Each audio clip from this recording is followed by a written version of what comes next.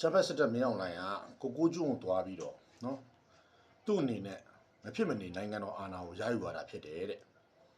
ပြည်သူလူထုတောင်းဆိုတဲ့ရွေးကောက်ပွဲကိုနော်ကျင်းပပေးမှာဖြစ်တယ်နော်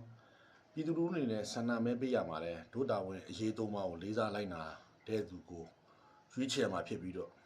နိုင်ငံရေးစီးပွားရေးကာကွယ်အမြင်ရှိတဲ့လူကိုပဲမဲပေးကြဖို့သွားပြီးပြောဆိုတယ်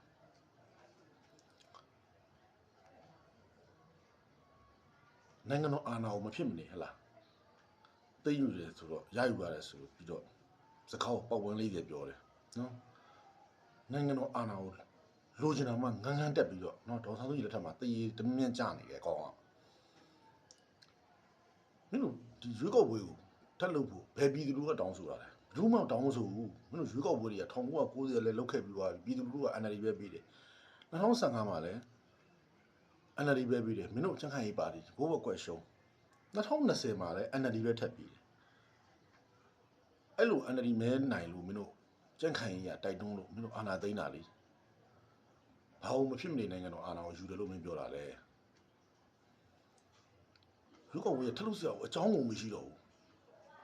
ရှင်းနေပြီအဖြစ်ရပြည်သူလူကမဲပေးတာရှင်းလေးမင်းတို့ချန်ခိုင်ရေးမပေးဘူးမကြိုက်ဘူး NLD ပဲမဲပေးတာအခုမင်းတို့တခုလို့ပဲရွေးကောက်ပွဲက NLD လည်းမပါဘူး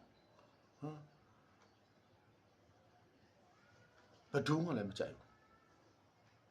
အဲ့တော့ပုံပန်းလေးတွေလိုက်ပြီးတော့နယ်လဲပြီးတော့ရှောက်ပြီးတော့ဟိုးကိုကျွန်းကိုလည်းထပ်ပြီးတော့သွားပြောသေးတယ်အရှက်မရှိဘူး